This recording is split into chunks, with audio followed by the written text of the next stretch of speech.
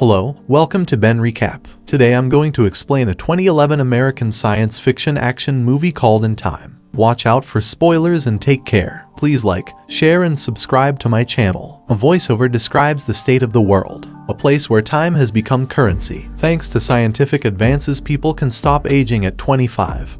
But it comes with a catch. After reaching 25, a person is genetically engineered to live only one more year. The time is used as currency. You can earn more at work, but you sell it for goods and other services. Once your time runs out, you die. Will Salas is a young man living in Dayton, a poor ghetto in the southwest USA. He lives day by day, making just enough to pass each day, sharing time currency with his perpetually youthful mother, Rachel Salas. She is 50 today, but has 2 days work in the garment district. She gives Will 30 minutes for lunch. They will celebrate when she gets back. Everyone has a luminous green digital clock on their arms, counting down. Will is generous and easily gives 5 minutes to a young beggar girl, Maya. On the way to work, he buys a coffee. The price has just gone up. Walking to work, they see dead bodies in the streets. Will works in a metal stamping plant, making shiny cassettes. After his shift, he notices he is paid less. Quotas have gone up. Will meets his friend Boral at a bar. There they see a man treating everyone to drinks and drawing attention to his arm, which lists him as having over 116 years. Will knows that the man did not belong to the ghetto and was likely to draw attention to himself. Sure enough, the Minutemen, a criminal gang, shows up, armed and ready to forcibly take the man's time. The gang leader, 40s, is actually age 75. Boral and the rest of the bar scatter, but Will interferes and helps the man escape. The two flee from the Minutemen and eventually find an old building to hide in. The man introduces himself as Henry Hamilton and tells Will of the time as currency system. It had been established as a means of population control after the advances made in anti-aging processes. But as people were still surviving, inflation and lower wages were designed to keep the population in control. This currency system also meant that the rich could live much longer than normal and essentially become immortal, while the poor died. Henry, however, is tired of living for so long. An indignant Will tells him that the rich basically did not deserve their time. He tells Henry he doesn't want his time. Unwilling to abandon the depressed man, Will offers to stay with the man until the morning. At dawn, Henry passes his time to a sleeping Will. Will wakes alone, with the 116 years of time and a message telling him not to waste it. Through a window, Will sees Henry seated on the edge of the bridge and realizes the man plans to commit suicide. He runs out to stop him, but just misses him as Henry's time runs out and he falls into the storm water channel. Will sees street cameras recording him and runs back home. Will meets Boral with his family and shows him his new time. To thank Boral for being his friend for so long, Will gives him a decade. Boral warns him that staying in Dayton with that much time was going to get him killed. Will wants to take his mom to New Greenwich. Rachel pays off a 2-day loan at a Wise ATM machine. She tries to board a bus to get home, but the fare has gone up to 2 hours and she has only 90 minutes left. In a panic, she has to run. Will is waiting at the bus stop, realizes something is wrong and runs toward Rachel. They meet somewhere in between, but too late, the mother dying in the son's arms.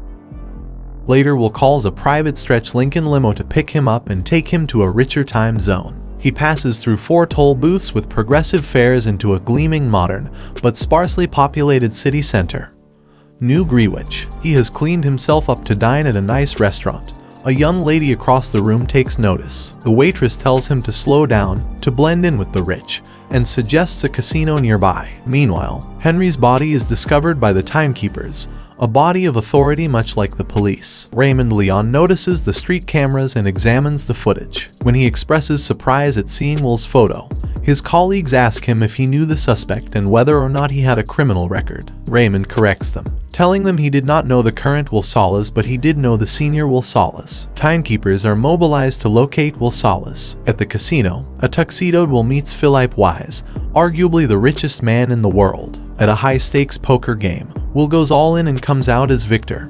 Now with over 1,000 years, Philip is impressed, as is Sylvia, his beautiful but sheltered daughter, the girl from the restaurant. Philip invites Will to his mansion for another party, and partially to see Sylvia again.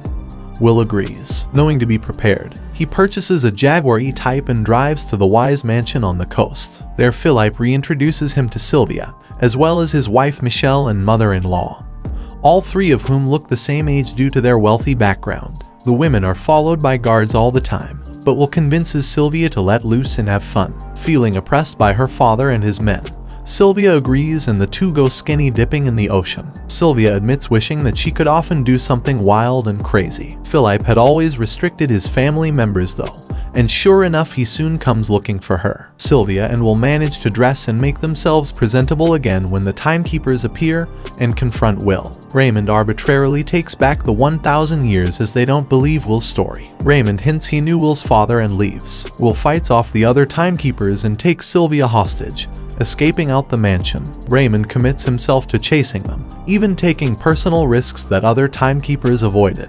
After a car chase, Will manages to throw Raymond off their trail and escapes back to the country with Sylvia, who pleads to be let go. As soon as they return to Dayton, the car is wrecked in a trap set by the Minutemen. While Will and Sylvia remain unconscious, the Minutemen discover that Will only has a little time left and was thus worth nothing.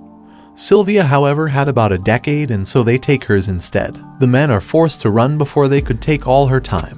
Sylvia panics because she has never been reduced to having so little time. Will tells her that she should not be worried, as regular people live day by day. Instead, he brings her to find Boral, hoping that he could give them some time. To his grief, he learns that Boral had drunk himself to death with his riches, leaving his wife and newborn alone. Will manages to buy them more time by pawning off Sylvia's diamond earrings, but knows it isn't enough. He calls Philip and demands a 1,000-year ransom for Sylvia's return, to be sent to the Time Welfare Office. Raymond listens to the call and warns Will not to follow his father's path. Will learns that his father's crime was not stealing time but something much more serious. Raymond deduces where Will was hiding and assures Wise he would bring his daughter back safely. At Will's apartment, he explains his father was an arm fighter with a trick to win time contests. He demonstrates that you let the other win at first. They get overconfident and distracted just as the last few seconds run down.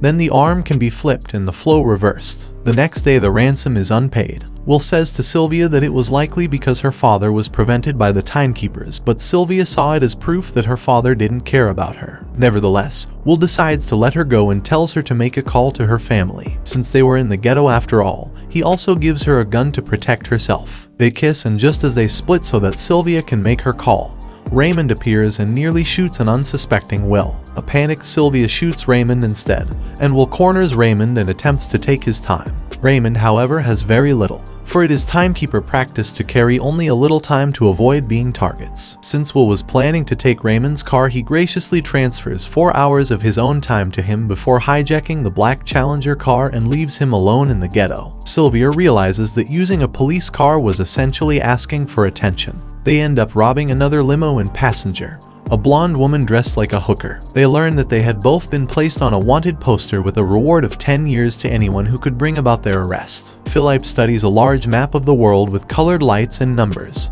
He assures his business partners that his daughter would not crash the current economic system. An injured Raymond manages to escape the ghetto, verbally harassed the whole time, and meets with Philip. Wise attempts to bribe Raymond into rescuing his daughter, but Raymond tells him that due to Sylvia's actions, an arrest warrant will be placed for her as well. If Philip interfered and tried to save his daughter, Raymond will see him arrested as well. Will train Sylvia how to use a handgun.